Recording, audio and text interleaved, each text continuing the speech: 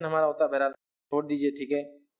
اب حسد کیا کرتی ہے وہ بھی جان لے، اور اپنی بات کے خاتمے کی طرف ہم چل رہے ہیں۔ حسد کیا کرتی ہے؟ ایمان کی نفی کر دیتی، ایمان کو نیگیٹ ختم کر دیتی دل میں۔ اور کیا کرتی ہے؟ غور سے سنیے۔ حسد کی آنکھ نیکیوں کو کھا جاتی ہے، اس لیے اس کو آنکھ کہا ہے۔ حسد کی آنکھ نیکیوں کو کھا جاتی ہے۔ کچھ گناہ ایسے جب کیے جاتے ہیں تو صرف گناہ نام عمل میں لکھے جاتا ہے، اور کچھ گناہ ایسے جب کیے جاتے ہیں تو نام عمل میں گناہ بھی لکھا جاتا ہے اور ساتھ میں نیکیوں کو مٹا دیتے ہیں۔ گناہوں کی دو قسمیں ہیں، ایک گناہ وہ جو ہوتا ہے تو گناہ لکھا جاتا ہے، اور ایک گناہ وہ جو ہوتا ہے تو گناہ بھی لکھا جاتا ہے اور اتنے نیکیوں کو بھی صاف کر دیتا ہے وہ ساتھ میں۔ یہ تو بہت ہی ڈینجرس گناہ ہے نا۔ ایک تو خود گناہ ہے اور اس پر نیکیوں کو صاف کرتا ہے۔ حسد سیکنڈ کیٹیگری میں ہے، خود گناہ ہے اور نیکیوں کو کھا جاتا ہے۔ بہت ہی ڈینجرس کیٹیگری ہے یہ، سمجھیے۔ آئیے سنیے اس کے تعلق سے مسند احمد کی روایت ہے۔ زبیر بن عوام رضی اللہ عنہ فرماتے ہیں، نبی اکرم صلی اللہ علیہ وسلم نے کہا، آہستہ آہستہ تمہاری طرف سابقہ امتوں کی بیماریاں بڑھتی چلی جائیں گی۔ پچھلی امتوں میں جو تھا تم میں بھی آتا جائے گا، آہستہ آہستہ۔ اس لیے میں ہمیشہ کہتا ہوں اپنے تقریروں میں، یہود و نصارہ پہ غور کیجئے، جو جو جرم اور گناہ وہ کر رہے اور انہوں نے کیا، اللہ رحم کرے ہم بھی کرنے والے ہیں، چونکہ بتا دیا گیا پہلے، ہم بھی وہی نقش قدم، لیکن ہم سمجھ نہیں رہے اس چیز کو۔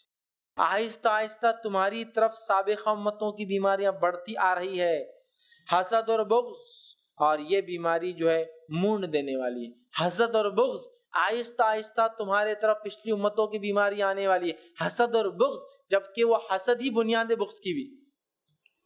بغض سمجھتے ہیں نا، نفرت رکھنا، وہ حسد بنیاد بنتی ہے اس کی۔ بغض کسی اور چیز سے بھی ہو سکتا ہے، کسی نے میرے والد کو مارا تو میں بغض رکھتا ہوں، لیکن اکثر حسد ریزن بن جاتی ہے بغض کی۔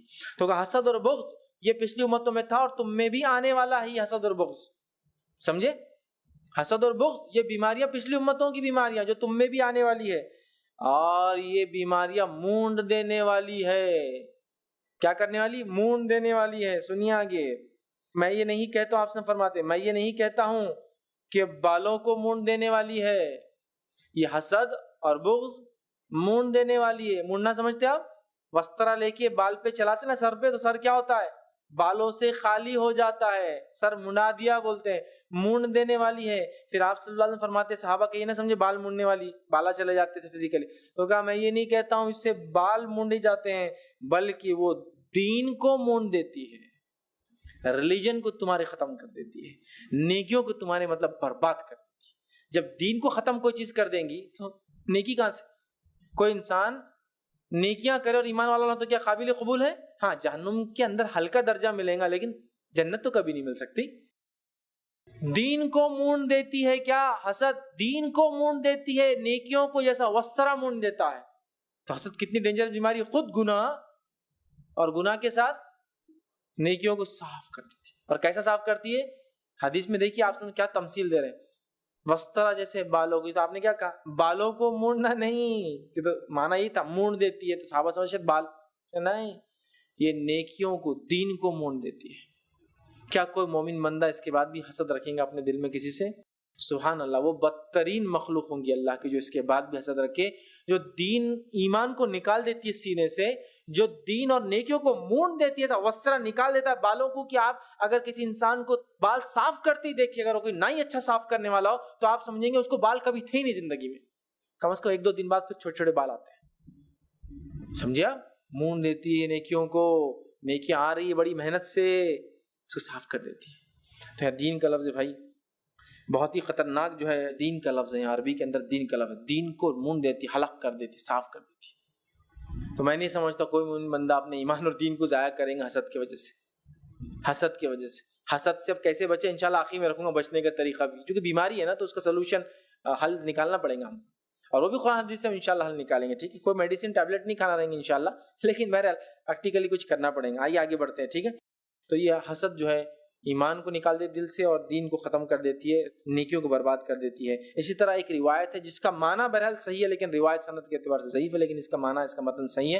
اور روایت کے الفاظ دیکھیے اس طرح سے کہ حسد سے بچو کیونکہ حسد نیکیوں کو اس طرح کھا جاتی ہے جس طرح آگ لکڑیوں کو کھا جاتی ہے۔ لکڑی میں آگ لگائے تو کیا ہوتا؟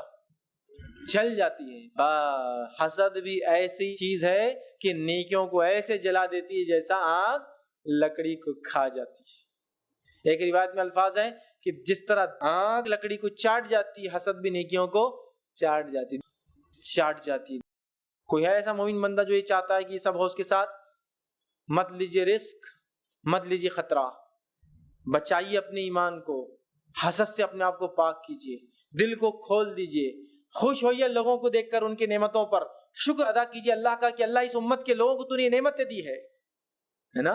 یہ بھی تو ہو سکتا ہے کسی کی گاڑی، مال، دولت، بنگلہ دیکھو تو میں یہ خوش ہوں، اے اللہ تو نے اس امت کو کیسے کیسے لوگ دیے، کیا کیا نعمتیں نوازی تو نے، سبحان اللہ، برکت دے ان کی نعمتوں میں، ان سے کام لے تو دین کا اللہ، اور مجھے بھی ان جیسا بنا تاکہ میں بھی اس مال و دولت اور تیرے نعمت کو پا کر تیرے راستے میں خرچ کروں۔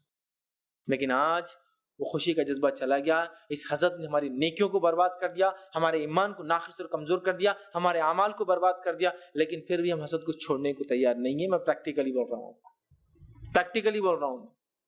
آج آپ بتائیے اہل توحید کا حسد کے معاملے میں کیا حال ہے؟ میں دوسروں کو نہیں بولتا ہوں کچھ، میں بدعتیوں کو، خرافاتیوں کو کچھ نہیں بول رہا ہوں، میں کہہ رہا ہوں اہل توحید کے زوال کی وجہ کیا ہے؟ اہل توحید کی زوال کی وجہ ہمارا ایک دوسرے سے حسد کرنا ہے۔ علم کے معاملے میں حسد کرتے ہیں ایک دوسرے سے، عمل کے معاملے میں حسد کرتے ہیں ایک دوسرے سے، ہم کسی کی شان و شوکت یا رتبہ، رباب، اللہ نے کسی کو عہدہ، مقام دیا، ہم اس پہ حسد کر رہے ہیں اس سے۔ آج اہل توحید کی ڈوبنے کی وجہ صرف ایک دوسرے سے حسد ہے، یاد رکھیے۔ آج جماعتوں اور تنظیموں کی ڈوبنے کی وجہ کیا ہے؟ خود جماعتوں اور تنظیموں کے اندر حسد اور جلن کا مادہ جو ایک سے دوسرا اور دوسرے سے پہلے کو ہے۔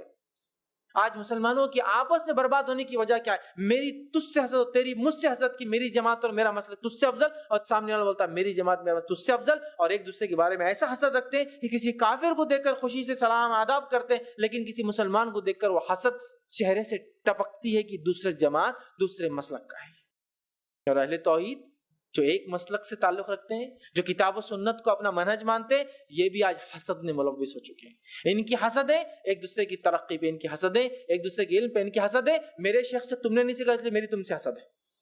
کیا ہے یہ؟ چھوڑو اس حسد کو۔ اس حسد نے بہت بربادی لا دی، بہت نقصان کر دیا دنیا اور اخروی۔ اگر ہم اخروی نقصانات سے اور دنیاوی نقصانات سے بچنا چاہتے ہیں، یہ حسد جیسی سنگین اور خطرناک مرض سے جو دنیا میں موت اور جیتے جی جہنم میں ڈال دیتی ہے، یاد رکھیے۔ تو یہ حسد یاد رکھیے بہت خطرناک چیز ہے، ہمیں اس حسد سے اپنے آپ کو بہرحال بچانا ہے۔ اور جو ہے حاسد جو ہوتا ہے، یاد رکھیے وہ اللہ کی اس کو پکڑ ہوتی ہے، بہت سخت اللہ اس کی پکڑ کرے گا دنیا اور آخرت میں، اور یہ ترقی نہیں کر پاتا نہ دنیا کی نہ آخرت کی۔ تو حسد کو چھوڑ کر دل کو وسیع کیجیے، کھلا کیجیے۔ اب آئیے حسد سے بچنے کا طریقہ کیا ہوگا۔